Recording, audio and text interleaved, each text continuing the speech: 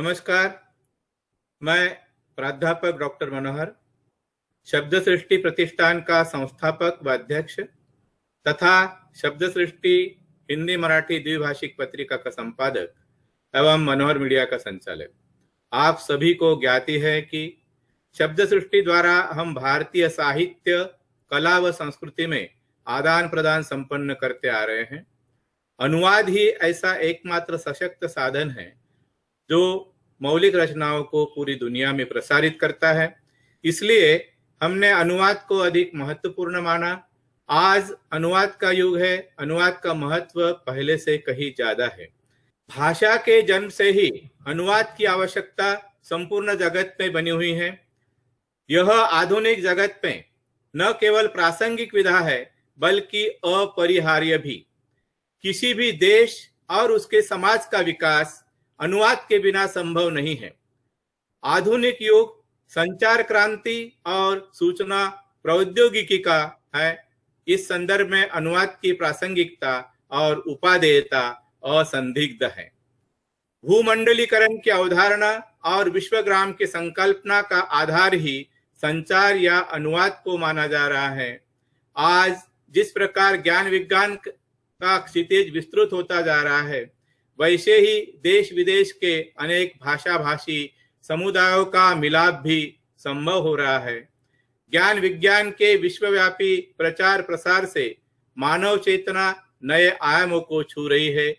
विश्व बंधुत्व और पारस्परिक संवेदनाओं की अभिव्यक्ति को प्रस्तुत करने के लिए अनुवाद उपयोगी सिद्ध हो रहा है। बहुसंचार और बहुराष्ट्रीयता के इस आंदोलन व अभियान ने भाषा को भी एक प्रौद्योगिकी बना दिया है।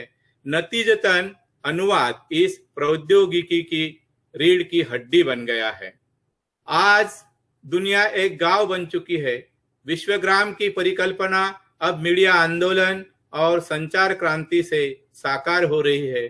विभिन्न समाजों की अलग अलग संस्कृतियों और साहित्य के माध्यम से व्यक्त होने वाली संस्कृति अनुवाद द्वारा एक भाषा से दूसरी भाषा में अब सहज ही अंतरित हो जाती है। अनुवाद आज रोजी रोटी की दिशा में अत्यंत कारगर सिद्ध हो रहा है। केंद्र और राज्य सरकार के कार्यालयों, बैंकों, अस्पतालों, रेलवे, एयरलाइंस, पर्यटन, संसद, विधानसभाओं, दूतावासों, पत्र पत्रिकाओं, अकादमियों, प्रकाशन संस्थानों, सरकारी प्रेसों, रेडियो, दूरदर्शन, विज्ञापन एजेंसियों, अभिवादन पत्र बनाने वाली संस्थाओं, शिक्षण प्रशिक्षण संस्थाओं, विज्ञान तकनीक और प्रौद्योगिकी से संबद्ध कार्यालयों, अनुवाद ब्यूरो, भाषा संबंधी निदेशालयों और संस्थानों, विश्वविद्यालयों, स्कूलों, जनसंपर्क कार्यालयों, होटलों, प्रदर्शनियों, संग्रहालयों, पुस्तकालयों, नाट्य संस्थाओं, खेलों, बाजार, वित्त वाणिज्य, बीमा क्षेत्र, कोश विज्ञान, पारिभाषिक शब्दावली बनाने वाली संस्थाओं आदि अनेक क्षेत्रों में अनुवाद की उपादेयता है। आज जब भाषा के प्रयोग अनुप्रयोग के संबंध में जागृति आई है, अनुवाद ने ही हमारा मार्ग प्रशस्त किया है। सरकारी, गैर सरकारी या संस्थागत स्तर पर देश भर में अनुवाद के स्नातकोत्तर डिप्लोमा पाठ्यक्रम चलाए जाने लगे हैं। अनुवाद डिप्लोमा से रोजगार मिलने लगे हैं। अनुवाद में उपाधियों को प्रोत्साहित किया जाने लगा है। अनुवाद शास्त्र भी है और इसी कारण अनुशासन की विधा भी है। अनुवाद कला, विज्ञान और शिल्प भी है। यही कारण है कि जिसे जो चाहिए उसका मार्ग खोलने, उसे उपलब्ध कराने, उसकी मनोकामना पूर्ण करने का कार्य भी अनुवाद ही करता है। शब्द ब्रह्म है, यह एक प्राचीन मान्यता है। मानव समाज को एक एक शब्द रचने, फिर उसकी एक विशेष भाषा संदर्भ में एक विशेष समाज से स्वीकृति जुटा लेने में काफी लंबा समय बीतता है। अतः किसी भी भाषा का एक शब्द अगर मरता है, समाज में प्रयोग होते रहने के अपने अधिकार से वंचित होता है, गुम हो जाता है, तो शब्द ब्रह्म की साधना पर गंभीर प्रहार होता है। अतएव किसी भी भाषा का, चाहे वह छोटी हो या बड़ी, एक शब्द भी नष्ट नहीं होना चाहिए। किसी एक भाषा में व्यक्त विचारों को उससे अलग प्रकार के भाषा भाषियों तक पहुंचाने के लिए प्रारंभिक काल से ही अनुवाद की महत्ता सर्व स्वीकृत रही है। प्रत्येक भाषा की शब्द शैली, अभिव्यक्ति के ढंग आदि कुछ स्वकीय विशेषता मंडित होते हैं। उन्हें सही सही दूसरी भाषा में उतार पाना जरा कठिन भले ही हो, फिर भी अनुवाद की आवश्यकता रहती है। मौलिक लेखन में जिस तरह भाषा की समृद्धि होती है, अनुवाद से भी उसी तरह भाषा समृद्ध बनती है। अनुवाद मौलिक लेखकों को प्रेरणा भी देता है और पाठक को भी, जिससे वह मूल भाषा सीखकर स्वयं मूल रचना का रसास्वादन कर सकता है। यही मूल लेखक एवं अनुवादक की स्थिति विचारणीय है। मूल लेखक को अपनी भाषा का जानकार होना ही पर्याप्त माना जाता है। वह अपने विचारों को चाहे जिस ढंग से हो अभिव्यक्त करने में पूर्णतः स्वतंत्र होता है, पर अनुवादक को जिस भाषा की कृति का अनुवाद करना है उस भाषा की जानकारी के साथ साथ अनुवाद की जाने वाली भाषा की भी गहरी जानकारी होनी चाहिए। साथ ही मूल लेखक के भाव विचार भी पूर्णतया हृदयंगम कर लेना आवश्यक होता है और फिर उस भाव या विचार को आत्मसात कर अभिव्यक्त करने की कला में निपुण होना चाहिए। मूल लेखक जहाँ सर्जक है वही अनुवादक पुनः सर्जक। इसलिए अनुवादक के लिए मूल भाषा के शब्दों, मुहावरों और कहावतों की सही सही जानकारी तो होनी ही चाहिए। कृति में व्यक्त विचारों भावों का सही प्रतिबिंब उतारने के लिए अनुवाद की भाषा के सारे महत्वपूर्ण तत्वों का विशिष्ट ज्ञाता भी होना चाहिए। साथ ही सर्जक की कला भी आनी चाहिए। सामान्य व्यावहारिक अनुवाद की अपेक्षा साहित्यिक अनुवाद इसीलिए और ज्यादा जटिल है। इसलिए शब्द सृष्टि ने अनुवाद इस महत्वपूर्ण विषय पर वेबलाइन व्याख्यानमाला का आयोजन किया है। यह व्याख्यानमाला शब्द सृष्टि प्रतिष्ठान के सह संस्थापक व हिंदी मराठी द्विभाषिक पत्रिका के संस्थापक संपादक तथा मेरी विगत जीवन की साथी संगिनी स्मृति शेष डॉक्टर विजया, जिनका जन्म दिनांक है 28 जनवरी 1948 और स्मृति शेष दिनांक है 1 जुलाई 2018, इनको समर्पित है। हमारा सौभाग्य है कि प्रायः प्रमुख भारतीय भाषाओं के सभी अनुवादकों ने हमारे आग्रह का मान रखा और अपने व्याख्यान प्रस्तुत करने के लिए अपनी स्वीकृति प्रदान की। उसी का परिणाम है यह अनुवाद विषय पर की डॉक्टर विजया स्मृति व्याख्यानमाला, जिसका प्रथम पुष्प विषय अनुवाद का इतिहास रविवार 19 जुलाई 2020 को पिरोआ था। हिंदी मराठी के सेतु व सुप्रसिद्ध अनुवादक तथा शब्द सृष्टि के परामर्शदाता आदरणीय श्री प्रकाश भातेम्रकर जी ने आज डॉक्टर विजया स्मृति व्याख्यानमाला का द्वितीय पुष्प पिरोने जा रहे हैं। हिंदी मराठी के सेतु एवं हिंदी के विख्यात कथाकार व कवि तथा शब्द सृष्टि के परामर्शदाता आदरणीय डॉक्टर दामोदर खड़से जी। उनका संक्षिप्त परिचय इस तरह है। डॉक्टर दामोदर खड़से, जन्म 11 नवंबर 1948, विगत 40 वर्षों से अनुवाद कार्य जारी। श्रेष्ठ अनुवादक के रूप में हिंदी मराठी के सेतु तथा हिंदी के विख्यात कथाकार व कवि। मराठी से हिंदी में अनुदित पुस्तकों की संख्या 25 से अधिक। इनमें जीवनी, आत्मकथा, नाटक, उपन्यास, कहानी संग्रह, कविता संकलन इत्यादि विषय समाविष्ट। बीरबल साहनी की जीवनी का अंग्रेजी अनुवाद, उनके हिंदी में लिखित 13 कविता संग्रह, 11 कहानी संग्रह, 4 उपन्यास, 4 यात्रा व भेंट वार्ताएं तथा राजभाषा विषयक 8 पुस्तकें प्रकाशित।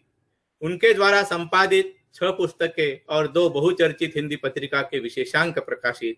उनके 4 हिंदी उपन्यासों का और 3 कविता संग्रहों का मराठी अनुवाद प्रकाशित। उनकी रचनाओं का हिंदी से मराठी, गुजराती, कन्नड़, तेलुगु, पंजाबी, मलयालम और अंग्रेजी में अनुवाद प्रकाशित। तो उनके बादल राग हिंदी उपन्यास का मराठी, गुजराती, कन्नड़, राजस्थानी, डोगरी, उर्दू और अंग्रेजी में अनुवाद प्रकाशित।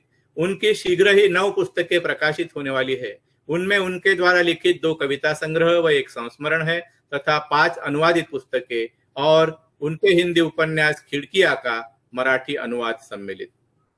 देश की प्रमुख हिंदी पत्र पत्रिकाओं में उनकी रचनाओं का नियमित प्रकाशन, विविध भारती, दूरदर्शन, सब टीवी व ई टीवी आदि से प्रसारण तथा विभिन्न संस्थानों विश्वविद्यालयों, कॉलेजों आदि में 1200 से अधिक व्याख्यान, उन्होंने फिल्म और डॉक्यूमेंट्री के लिए भी लेखन किया। उनकी इस साहित्य साधना पर कुछ समीक्षात्मक पुस्तकें भी लिखी गई है। उनकी संख्या 6 है।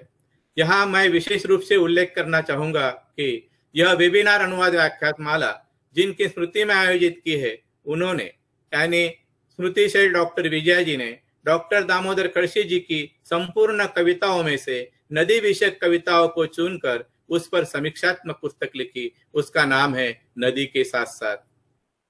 4 शोधकर्ताओं ने उनके साहित्य पर अपना अनुसंधान कार्य पूर्ण कर पीएचडी की पदवी प्राप्त की है, तो 3 शोधकर्ताओं का शोध कार्य अभी जारी है। उनकी कविताओं की 2 कैसेट सीडी भी बन चुकी है।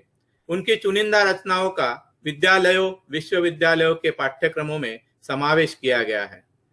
उन्होंने विदेश यात्राएं भी की है। वे इस प्रकार है: 2002 में विश्व हिंदी न्यास न्यूयॉर्क के वार्षिक अधिवेशन में उद्घाटन वक्तव्य एवं संगोष्ठी में सहभाग, वाशिंगटन में आयोजित कवि सम्मेलन में कविता पाठ, संयुक्त राज्य अमेरिका के विभिन्न भागों की साहित्यिक यात्रा, 2012 में 9वें विश्व हिंदी सम्मेलन जोहान्सबर्ग दक्षिण अफ्रीका में सहभागिता, 2013 में बैंकॉक थाईलैंड में आयोजित हिंदी सम्मेलन में सहभागिता, 2018 में मॉरिशस 11वां विश्व हिंदी सम्मेलन में सहभागिता, 2019 में लंदन, इंग्लैंड और स्कॉटलैंड की यात्रा। उनकी इस साहित्य साधना का उचित सम्मान भी हुआ है।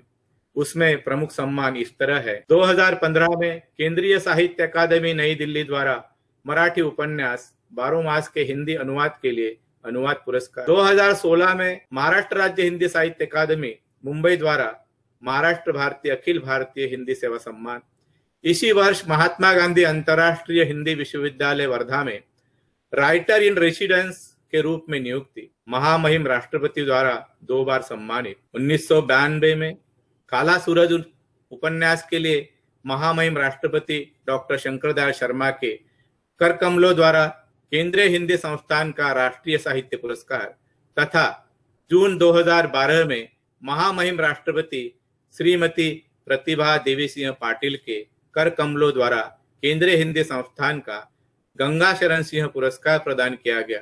साथ ही विभिन्न शासकीय, निम शासकीय तथा साहित्यिक, सांस्कृतिक और सामाजिक संस्थाओं द्वारा 50 से अधिक सम्मान प्राप्त। डॉक्टर दामोदर खड़से जी ने आरंभ में 9 वर्षों तक अध्यापन कार्य किया।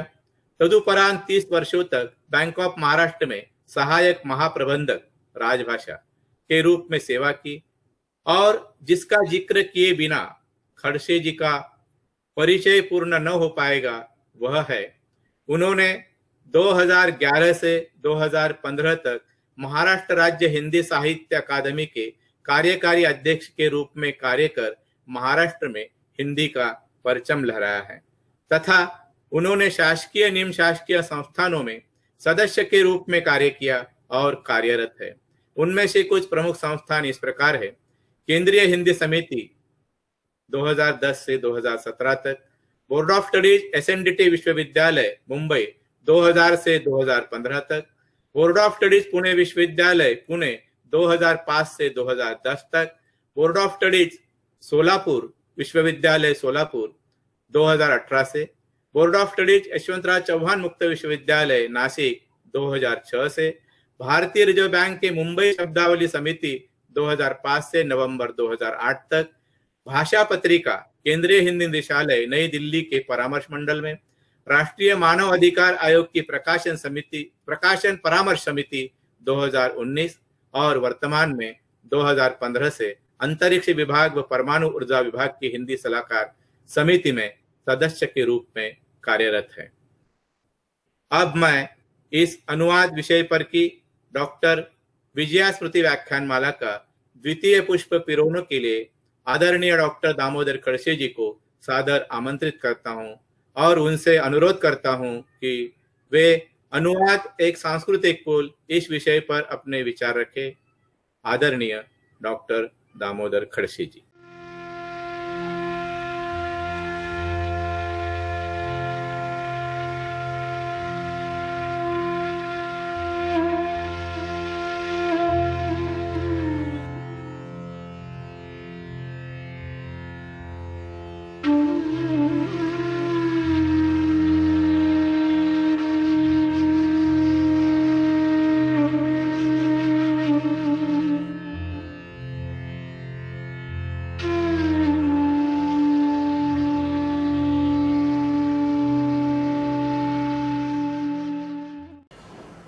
नमस्कार। सबसे पहले मैं मनोहर मीडिया का आभार व्यक्त करना चाहूँगा कि उन्होंने आप सबके सामने आने का एक अवसर दिया। इसी समय डॉक्टर विजया की स्मृति को भी मैं नमन करता हूँ। बड़ी खुशी की बात है कि पहले सत्र में प्रकाश भातम्ब्रेकर ने अनुवाद के बारे में जिस प्रकार की भूमिका रखी, वह आने वाले सत्रों के लिए एक मार्गदर्शन के रूप में हमारे सामने रहेगी। उन्होंने अनुवाद के प्रारंभिक काल से लेकर भक्ति काल तक का विस्तृत ब्यौरा हमारे सामने प्रस्तुत किया। आज मैं जिस विषय पर बात करना चाहता हूँ वो विषय है अनुवाद एक सांस्कृतिक पुल। अनुवाद एक सांस्कृतिक पुल। सारी दुनिया अब विश्वग्राम में ढलने जा रही है।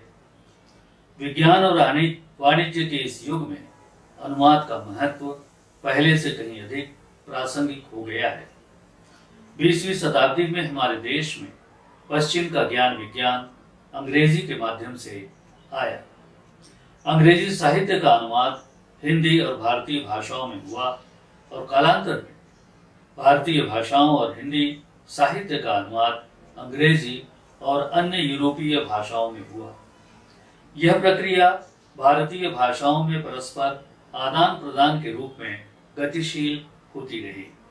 परिणाम स्वरूप शरदचंद्र, रविन्द्रनाथ टैगोर, माहेश्वता देवी, शंकर आदि बांग्ला लेखक हिंदी में उतने ही लोकप्रिय हुए हैं। अमृता प्रीतम पंजाबी तक सीमित नहीं रही। वीसा खांडेकर, कुसुमाग्रज, विजय तेंदुलकर, शिवाजी सावंत, जयवंत दलवी, नारायण सुर्वे, दया पवार जैसे लेखकों ने मराठी की भौगोलिक सीमाओं को पार कर अखिल भारतीय स्तर को छुआ है। इसका श्रेय अनुवाद को ही जाता है। यह आदान प्रदान ऐसे अनुवाद दो भाषाओं के बीच सांस्कृतिक वैचारिक आवाजाही के लिए पुल का काम कर रहे हैं। हिंदी से मराठी में अनुवाद की मात्रा तुलनात्मक रूप में कुछ कम लगती है। संभवतः कारण यह होगा कि मराठी पाठक लिपि साम्य के कारण हिंदी को मूल रूप से पढ़ने में कोई कठिनाई अनुभव नहीं करते। फिर भी प्रेमचंद, निर्मल वर्मा, जयेंद्र कुमार, कमलेश्वर, भगवती चरण वर्मा, उदय प्रकाश, राजेश जोशी, चित्रा मुदगल, सूर्यभाला, प्रियदर्शन आदि लेखकों की कृतियां मराठी में भी पर्याप्त मात्रा में उपस्थित हैं। विजय तेंदुलकर, शिवाजी सावंत जैसे कुछ मराठी लेखकों की लगभग सारी कृतियां हिंदी में आ चुकी हैं। जयवंत दलवी की भी ढेर सारी कृतियां हिंदी में हैं। मराठी से हिंदी अनुवाद में कई अनुवादकों का महत्वपूर्ण योगदान रहा है। इनमें चंद्रकांत बांदिवडेकर, प्रकाश भातम्ब्रेकर, चंद्रकांत पाटिल, वसंत देव, मूग तपस्वी, सूर्यनारायण रणसुभे, मुरलीधर जगताप, पद्मजा घोरपड़े, मृणाली सामंत, आनंद प्रकाश दीक्षित, रामजी तिवारी, केशव प्रथमवीर, गजानन चौहान, विजय बापट, अरुंधति देवस्थले, ओम शिवराज, निशिकांत ठकार, वेद कुमार वेदालंकार, सरजू प्रसाद मिश्र, आसावरी काकड़े, बलवंत जेऊरकर, प्रफुल्ल शिलेदार, सुनील देवधर, स्मिता दाते, गोरक्ष थोरात, संजय नवले, गणेश विस्तुते, गिरीश काशी, टीकम शेखावत, भगवान वैद्य प्रखर ये विशेष उल्लेखनीय हैं। अनुवादों के माध्यम से मराठी की कई महत्वपूर्ण कृतियां हिंदी में आईं और हिंदी से अन्य भारतीय भाषाओं और विदेशी भाषाओं में भी उनका अनुवाद हुआ।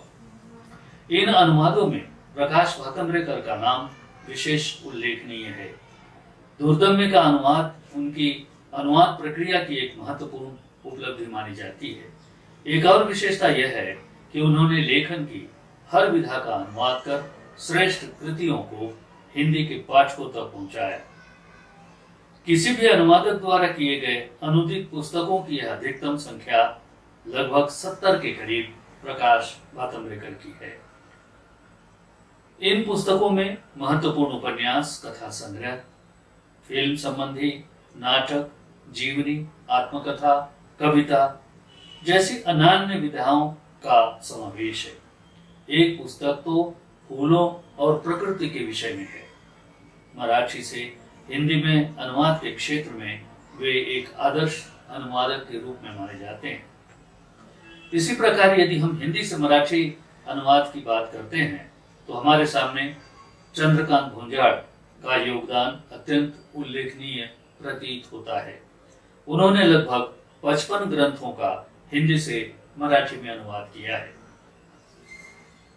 अनुवाद में स्वयं की अनुपस्थिति और पुनर्सृजन को याद करना होता है। अनुवादक को स्वयं को भूलना होता है, अपनी शैली, अपने विचार के वस्त्र उतार कर नया चोला धारण करना होता है। उस चोले को परकाया प्रवेश भी कहा जा सकता है।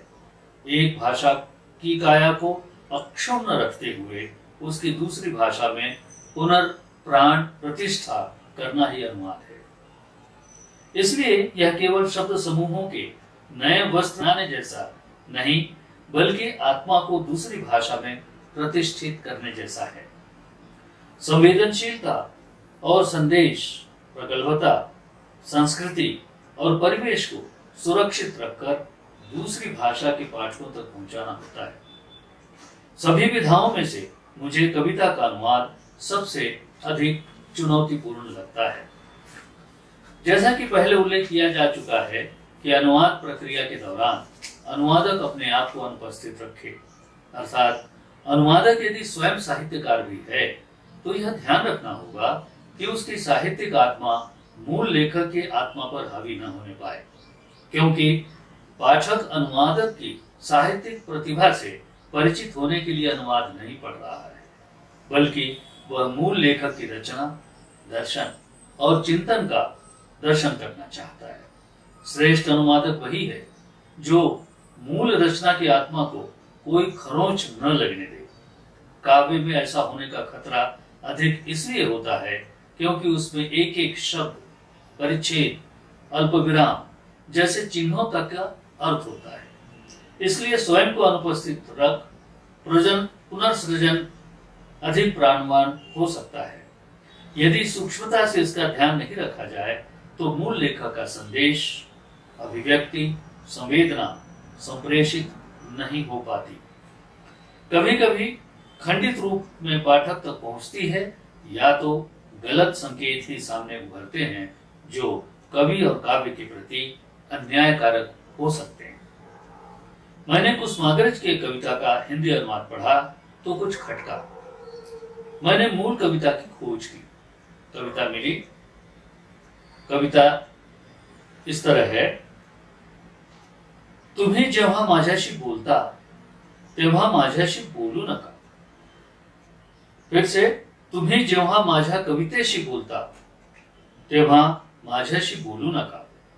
तुम्ही जेव्हा माझ्या कवितेशी बोलता तेव्हा माझ्याशी बोलू नका, कारण माझ्या कवितेत मी असेन बराचसा बहुधा, पण माझ्याशी बोलण्यात मात्र तुम्हीच असाल पुष्कळदा, तुम्हीच असाल पुष्कळदा।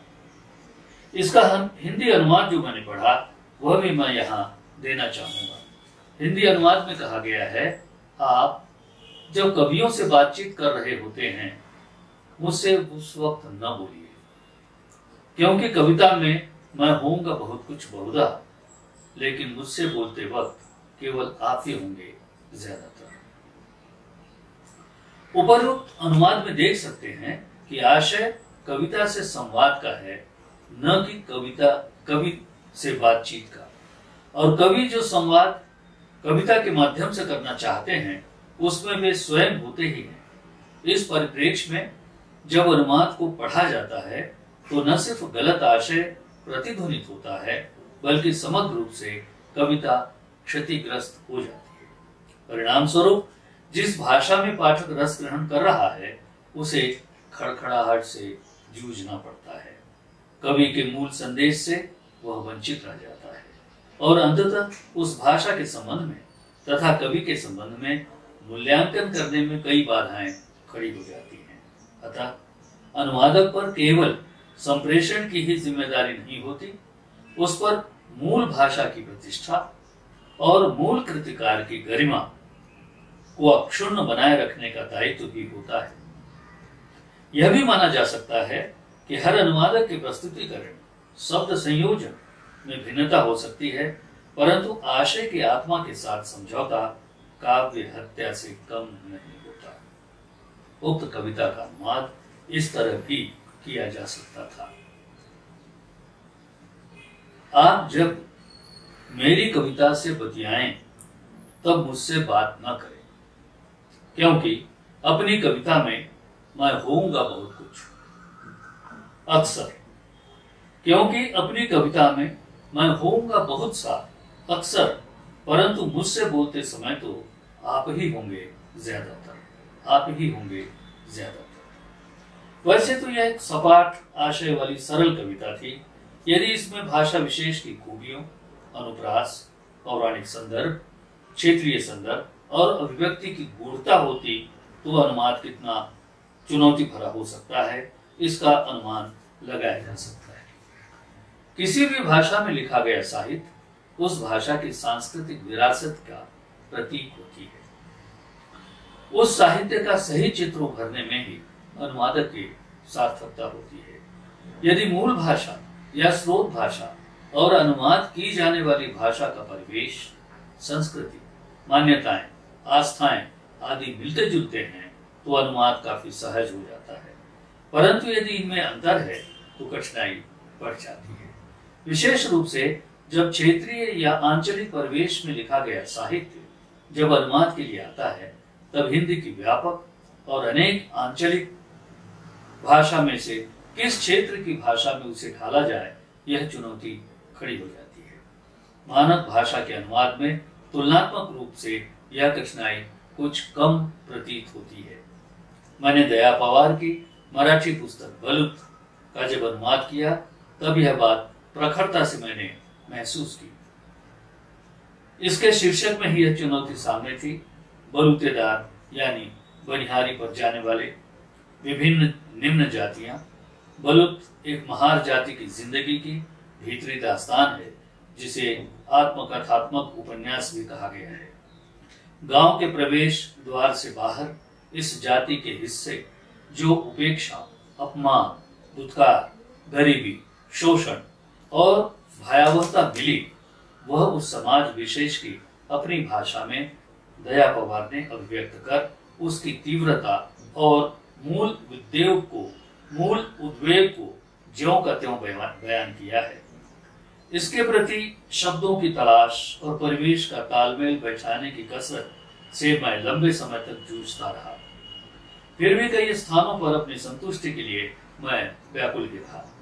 इसका शीर्षक हिंदी में देने के लिए कुछ स्वतंत्रता दी और कमलेश्वर की साक्षी में दया पवार की अनुमति से बलूत अछूत के रूप में हिंदी समाज के सामने आया। बाद में अंग्रेजी में यह अनटचेबल के रूप में स्थिर हुआ। हिंदी अनुवाद प्रकाशित होने के बाद 7 भारतीय भाषाओं में इसके अनुवाद हुए।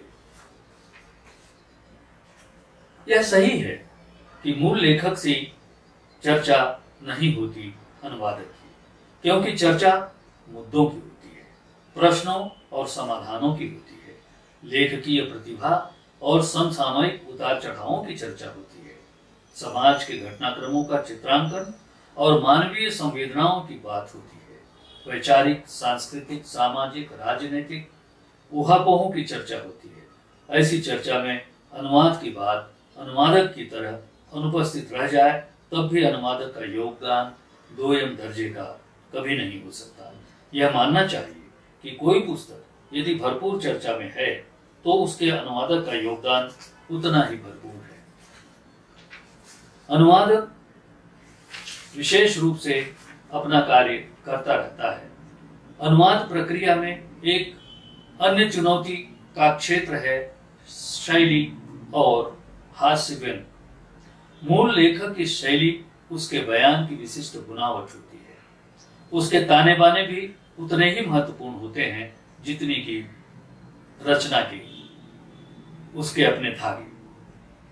उस बुनावट को बनाए रखते हुए जब मूल रचना को भाषांतरित किया जाता है तब रचना का संसार बना रहता है। विशेष रूप से जब भाषा जनित, लालित्यपूर्ण और कलात्मक शैली के व्यक्ति का अनुवाद किया जाता है तब अत्यंत सावधानी की मांग उसके लिए होती है। कई बार व्यंग के प्रवाह को थाम पाना बहुत कठिन हो जाता है और रचना में रिसाव शुरू हो जाता है। जिन लेखकों की कृतियों में ऐसी व्यंग्यात्मक शैली की प्रधानता होती है उनका अनुवाद अतिरिक्त प्रतिभा और परिश्रम की मांग करता है। पूल देशपांडे का अधिकांश साहित्य ऐसी परिधि में आता है।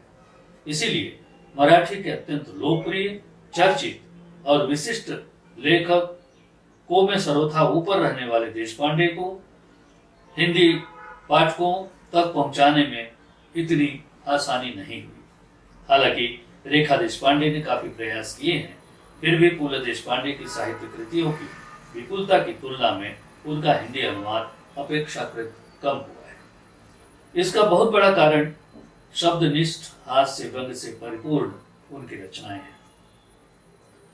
जब मैं रामनगरकर की पुस्तक रामनगरी का अनुवाद कर रहा था तब मैंने उपर्युक्त बातों को अधिक तीव्रता से अनुभव किया। हास्य व्यंग के माध्यम से रामनगरकर ने अपनी जीवन गाथा प्रस्तुत की है। इस पुस्तक का अनुवाद करने से पहले मैंने रामनगरकर द्वारा प्रस्तुत रामनगरी का एक पात्रीय मंचन देखा था, जिसमें रामनगरकर स्वयं अपनी आत्मकथात्मक के रूप में होते और आत्मकथा वाचक के रूप में होते और साभिनय रामनगरी प्रस्तुत करते। उनकी रामनगरी में शब्दनिष्ठ, लोक भाषा जनित, पारंपरिक, स्थानीय प्रचलन प्रधान मुहावरों का बाहुल्य था। वे श्रोताओं को अपने कथनों और अभिनय से गुदगुदाते और श्रोतागण हास्य रस से विभोर होकर व्यंग की मारकता के गवाह बन जाते। ऐसी कृति जब पुस्तक के रूप में अनुवाद करनी हो तो इस बात का ध्यान रखना अनिवार्य हो जाता है कि व्यंग्यात्मक शैली में लिखा गया हास्य केवल सतही न हो और उसकी मारकता की संवेदना को जीवंत मुहावरों में ढाला जा सके। अनुवाद की दृष्टि से इस पुस्तक ने काफी समय और बार बार सुधार की मांग की, तभी उसे अंतिम रूप दिया जा सका। रामनगरकर की आत्म उपहासात्मक शैली को अपनाते हुए सामाजिक विसंगतियों और आत्मवंचनाओं को हिंदी में जिस रूप में उन्होंने प्रस्तुत किया, जिस रूप में रखा, वह अपने आप में एक उपलब्धि महसूस होती है। जब पुस्तक प्रकाशित हुई, खूब लिखा गया इस पर। डॉक्टर विजय मोहन सिंह ने इसकी तुलना चार्ली चैपलिन के फिल्मों के ट्रेजिक एहसासों से की तो गिरधर राठी का कहना था, रामनगरी में हंसी बेजा हरकत बन जाती है। राजकुमार गौतम का मत था, रामनगरकर अपने बहाने जड़ संस्कारों और सक्रिय मानसिकता पर खूब और बार बार हंसते हैं और लोगों को सोचने पर विवश करते हैं। कुल मिलाकर व्यंग्यात्मक शैली में लिखी गई यह अभिव्यक्ति की बनावट विशेष सावधानी की मांग करती रही। जीवंत मुहावरेदार भाषा का अनुवाद अनुवादक को अपनी कसौटी पर कसता है। ऐसे में लगता है दो भाषाओं का ज्ञान रखने मात्र से अनुवादक मूल के साथ पूरा न्याय नहीं कर पाता। जब वह शैली की विविध छटाओं सहित अनुवाद को अंजाम देता है तब गद्य, गंध, रंग, रूप और रागात्मकता का अनुवाद में हूबहू प्रस्फुटन ही सार्थक अनुवाद होता है। इसी प्रकार एक दूसरा उदाहरण मैं देना चाहूंगा। मराठी का एक उपन्यास 12 मास, जिसे साहित्य अकादमी के पुरस्कार के लिए चुना गया। पुस्तक के लेखक हैं सदानंद देशमुख। देशमुख बुल्ढाना जिले के एक छोटे से कस्बे में बैठकर साहित्य साधना करते हैं। दूर दराज से आने वाले साहित्य में स्थानीय भाषा, उपभाषा, बोली का समावेश बड़ी मात्रा में होता है। ऐसी भाषा में लिखे गए साहित्य का अनुवाद काफी चुनौती भरा होता है। इन कृतियों में अधिकांश आत्मकथा के रूप में तो आई हैं। ऐसी आत्मकथाओं में स्थानीय मान्यताएं, परंपराएं, समस्याएं, वहां की भाषा, बोली में साहित्य हमें दिखाई देता है। इन सारी बातों को मानक हिंदी में ढालने के लिए भाषा विशेष की संस्कृति और शब्दावली में प्रवेश कर हिंदी का परिवेश पहनाना होता है। उसी तरह लक्ष्मण माने की पुस्तक उपरा का हिंदी अनुवाद भी अपने आप में काफी कठिन और चुनौती भरा कार्य रहा। बहुत सारे शब्द इन पुस्तकों में ऐसे रहे जो मराठी हिंदी शब्दावली में भी उपलब्ध नहीं है।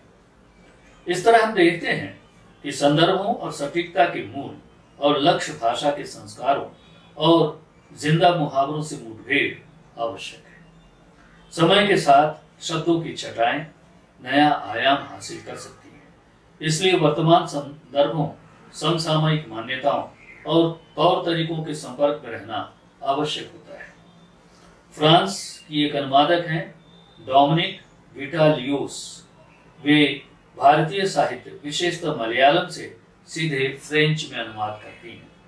उन्होंने केरल आकर कथकली सीखी, साथ ही मलयालम की गहरी छटा से रूबरू होकर अनुवाद योग्य आवश्यक ज्ञान हासिल किया। सामान्यतः हर वर्ष वे केरल आकर अपने भाषा ज्ञान को मांझती रहती हैं। उन्होंने मलयालम लेखक बशीर की कृतियों का फ्रेंच में अनुवाद किया है। वे केरल में रहकर भाषाओं को विस्तार से समझने की कोशिश निरंतर करती है। अभी हम देखते हैं कि मनुष्य की जो भाषा है वो सभ्यता के विकास में अपना महत्वपूर्ण भूमिका निभाती है। इसी के संप्रेषण के माध्यम से समाज का निर्माण होता है और व्यक्ति से व्यक्ति एक दूसरे के करीब आता है। विचारों के आदान प्रदान में, अनुभवों, भावनाओं, सुख दुखों को साझा करने में भाषा की अहमियत को एक अनिवार्य तत्व के रूप में सामने पाया जाता है। ज्ञान, विज्ञान, साहित्य, संस्कृति को नया आयाम देने में भाषा निरंतर अग्रणी रही है। दुनिया की विभिन्न भाषाओं में ज्ञान और दर्शन का विस्फोट होता रहा है। मनुष्य की जिज्ञासा हर ज्ञान को छूने की रही है। विविध देशों की अपनी अपनी भाषाओं में अनुसंधान और अन्वेषण होते रहे हैं। उन्हें अपनी भाषा में शामिल करने के लिए अनुवाद को महत्वपूर्ण आधार बनाया गया। इसीलिए कहा जाता है कि अनुवाद एक सांस्कृतिक पुल है। ज्ञान की गठरी को इस किनारे से उस किनारे तक पहुंचाता है अनुवाद। अनुवादक एक नाविक की तरह भी है जो एक भाषा के ज्ञान को दूसरी भाषा के समाज तक पहुंचाता है। अनुवादक दो सभ्यताओं के बीच संस्कृतियों का सेतु होता है। विश्व की लगभग 6000 से अधिक भाषाएं हैं। विश्व में लगभग 6000 से अधिक भाषाएं हैं। भारत में 22 भाषाएं संविधान की 8वीं सूची में हैं। साहित्य अकादमी हर वर्ष 24 भाषाओं में पुरस्कार प्रदान करती है। इसके अलावा हजारों बोलियां और उपभाषाएं हैं। कुछ भाषाएं ऐसी हैं जिन्हें बोलने वालों की संख्या 10,000 से भी कम है। भारत में बोली जाने वाली भाषाओं की इतनी बड़ी संख्या ने संस्कृति और पारंपरिक विविधता को बढ़ाया है। ऐसे में संपूर्ण देश की संस्कृति, साहित्य को समझने के लिए अनुवाद के माध्यम की आवश्यकता होती है। भाषावार प्रदेशों की रचना हमारे देश में है। एक क्षेत्र की संस्कृति, आचार विचार, रहन सहन, खान पान, परिवेश, भौगोलिक स्थितियां, भाषा, साहित्य आदि दूसरे क्षेत्र से कमोबेश अलग रहती हैं। संस्कृतियां लगभग मिलती जुलती हैं, फिर भी भाषा की रुकावट कई क्षेत्रों में है। इस रुकावट को अनुवाद के माध्यम से दूर किया जा सकता है। दूरियां चाहे भौगोलिक हो या स्थितियों की, इन्हें अनुवाद द्वारा, भावनात्मक आदान प्रदान द्वारा दूर किया जा सकता है। भिन्नता की खाइयां पाटी जा सकती हैं। क्षेत्रीय भाषाओं के साहित्यकार भारतीय स्तर के लेखक के रूप में निर्विवाद रूप से उभरे दिखाई देते हैं। रविन्द्रनाथ टैगोर, शरद चंद्र, अमृता प्रीतम, भैरप्पा, विजय तेंदुलकर, जिनका उल्लेख पहले किया जा चुका है, वे सब अनुवाद के माध्यम से अखिल भारतीय स्तर पर अपनी उपस्थिति दर्ज कराते रहे हैं। उसी प्रकार क्षेत्रीय भाषाओं से प्रतिभा राय, इंदिरा गोस्वामी, शिवराम कारंत, सी नारायण, सुब्रमण्य भारती, शंकर कुरूप आदि बहुत सारे क्षेत्रीय भाषाओं के उल्लेखनीय साहित्यकार हिंदी में भी पढ़े जाते हैं। अनुवाद के माध्यम से भारतीय साहित्य के फलक पर कई लेखक हमें दिखाई देते हैं। पूरे देश को अनुवाद के माध्यम से न सिर्फ सांस्कृतिक आदान प्रदान का अवसर मिलता है, बल्कि सांस्कृतिक एकता की बुनियाद को भी बल मिलता है। साहित्य अकादमी हर वर्ष अनुवाद पुरस्कार के माध्यम से भारतीय भाषाओं के अनुवादकों का सम्मान करती है। इससे अनुवाद को प्रेरणा और गति तथा पहचान मिलती है। प्रादेशिक अकादमियां भी अनुदित कृतियों को सम्मानित करती हैं। यह विभिन्न भाषाओं के बीच आदान प्रदान हमारे बहुभाषी देश के लिए सांस्कृतिक एकता का महत्वपूर्ण बिंदु है। जहां तक मराठी साहित्य में अनुवाद का प्रश्न है, बहुत महत्वपूर्ण स्थान दिया जा चुका है। कई बड़े प्रकाशक ऐसे हैं जो अधिकांश महत्वपूर्ण कृतियों के अनुवाद ही प्रकाशित करते हैं। इनमें भारतीय भाषाओं के अतिरिक्त अंग्रेजी, फ्रेंच और कई विदेशी भाषाओं से अनुवादों का समावेश होता है। मराठी एक मासिक पत्रिका है जिसका नाम है अनुवाद करने पर केल्यानी भाषांतर। इसमें भारतीय व विदेशी भाषाओं की कहानियां, कविता आदि अनुवाद के रूप में हमारे सामने आते हैं। एक अनुवाद नामक पत्रिका भी प्रकाशित होती है जो दिवाली के अवसर पर हमें उपलब्ध होती है।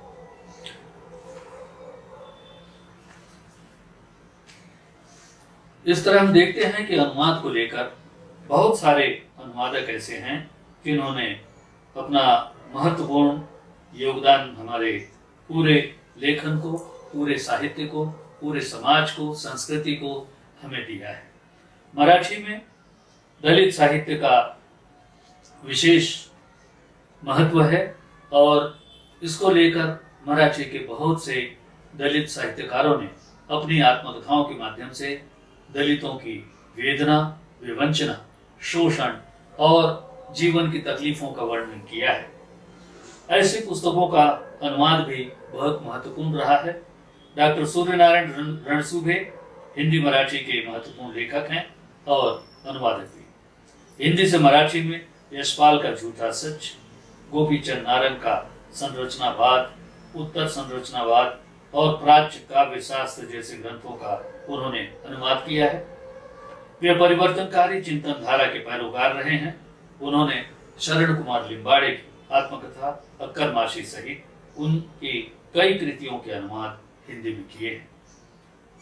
अन्य दलित कृतियों को मराठी से हिंदी में लाने में उनकी महत्वपूर्ण भूमिका रही है।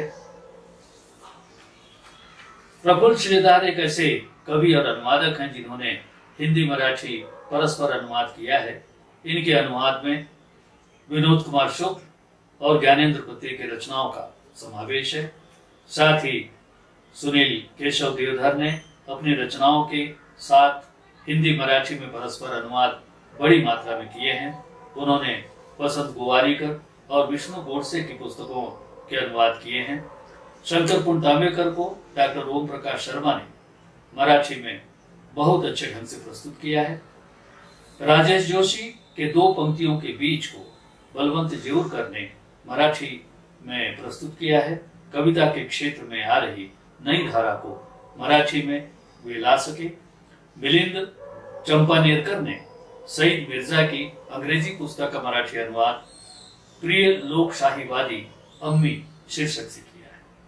सुजाता देशमुख अनुवादों में विशेष रूप से संलग्न रही हैं। उन्होंने भी अंग्रेजी से मराठी में कई अनुवाद किए हैं जिनमें गौहर खान कहते हैं मुझे विशेष उल्लेखनीय लगता है। अनुवाद के माध्यम से साहित्य और संस्कृति का विपुल मात्रा में भाषा वैविध्य में भारत की सांस्कृतिक एकता निहित है।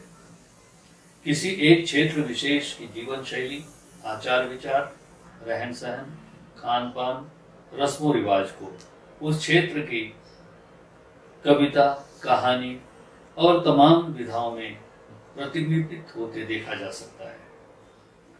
इन सब को जोड़कर पाकर भारतीय संस्कृति आकार लेती है। इन भाषाओं को आपस में जोड़ने, गूंथने का काम अनुवाद करता है।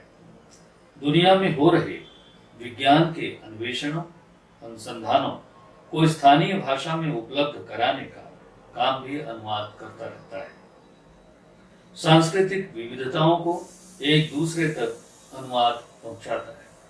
किसी भाषा विशेष के स्त्री विमर्श, दलित साहित्य, राजनीतिक ऊहापोह, सामाजिक आंदोलन, आर्थिक संघर्ष, वैज्ञानिक अन्वेषण, शिक्षा क्रांति आदि विषय अनुवाद के माध्यम से समूचे देश में पहुंचते हैं।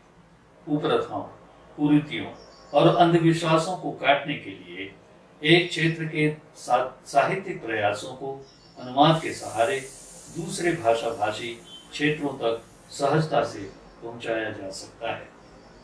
अतः अनुवाद की भूमिका अत्यंत महत्वपूर्ण हो उठती है।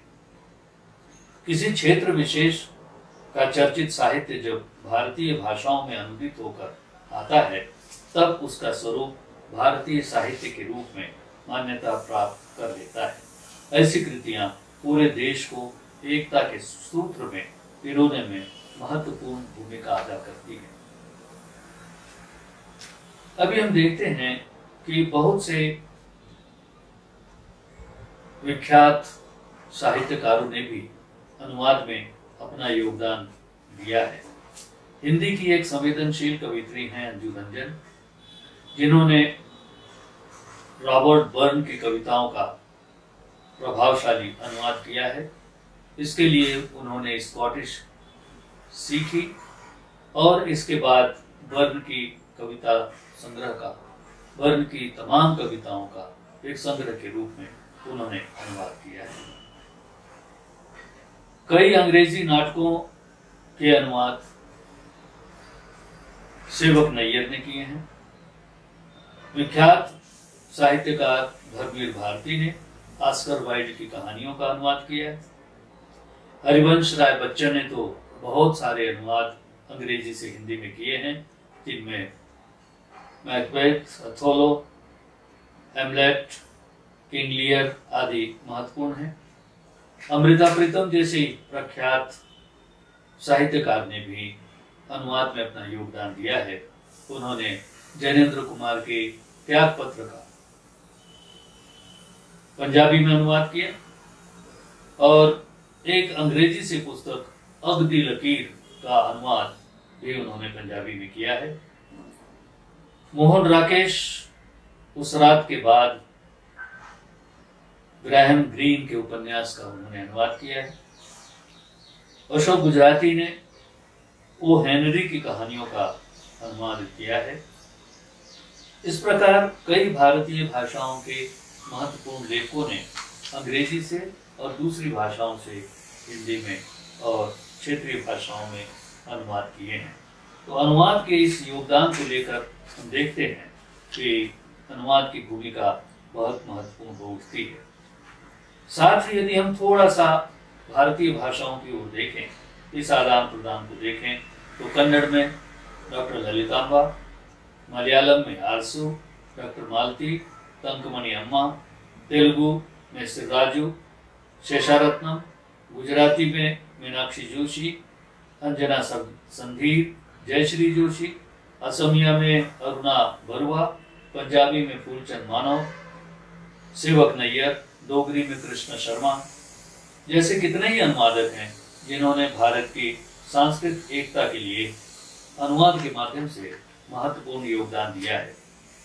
पिछले दिनों मोहन राकेश का एक हिंदी नाटक आषाढ़ का एक दिन मराठी में रूपांतरित होकर मराठी मंच पर लंबे समय तक मंचित होता रहा है। रंगमंच पर यह चर्चित भी है और कई नगरों में इसका मंचन होता रहा है। कमलेश्वर, धर्मवीर भारती, राजेंद्र यादव, चित्रा बदगल, उदय प्रकाश, संजीव, शिवमूर्ति, बलराम, प्रबोध कुमार गोविल, सूर्यकांत जैसे कितने ही हिंदी के स्थापित रचनाकार हैं जिनकी कहानियों का, उपन्यासों का, दूसरी विधाओं का भी अनुवाद मराठी में किया गया है। वर्तमान में व्यापार, मीडिया, सामाजिक सांस्कृतिक क्षेत्र की गतिविधियां हिंदी और मराठी के अंतर संबंधों और गहनता को और गहराई सौंप रहे हैं। ऐतिहासिक पौराणिक संदर्भ और वर्तमान की भाषा विषयक समन्वय की आवश्यकता हिंदी और मराठी को करीब तर लाने की सक्रिय भूमिका अनुवाद के माध्यम से निरंतर निभाई जा रही है। वैसे देखा जाए तो अनुवाद सचमुच एक पुनर्सृजन है। अनुवाद की सफलता इसमें है कि वह अनुवाद न लगे, मूल सा प्रवाह उसमें हो। अनुवादक मूल लेखक के मुद्दों संदेशों का केवल निपुण संवाहक हो, उसकी इसमें दखलंदाजी ना हो। रही बात दोयम होने की, तो इस बात का संतोष होना चाहिए कि पुनर्सृजित कृति मूल सा आनंद दे रही है।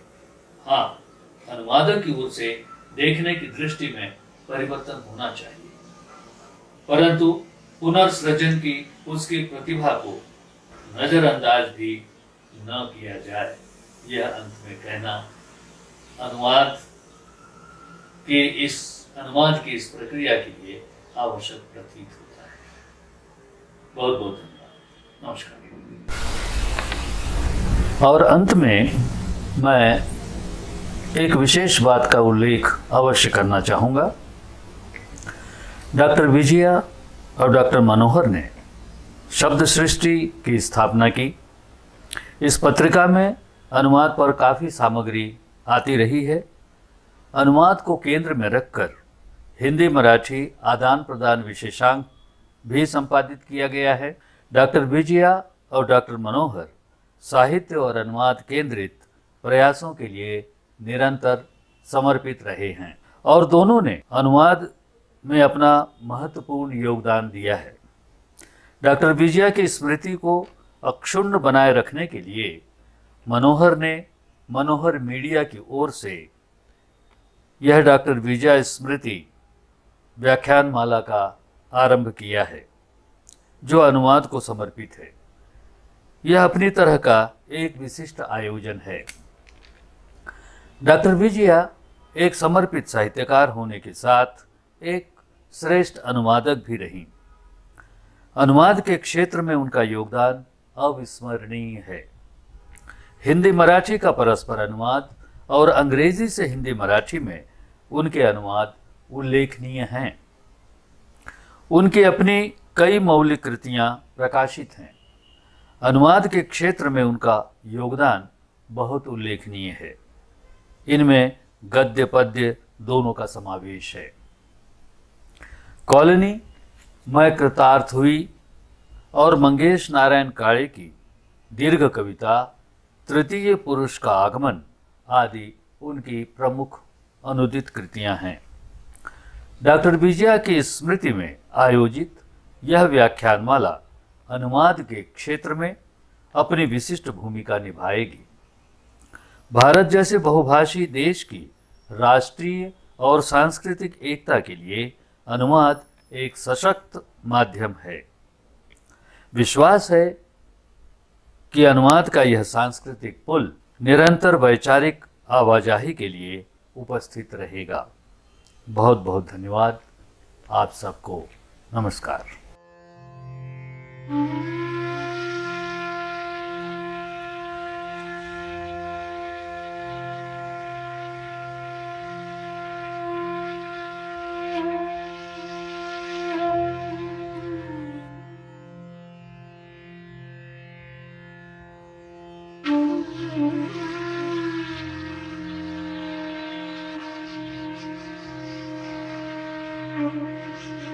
Thank you.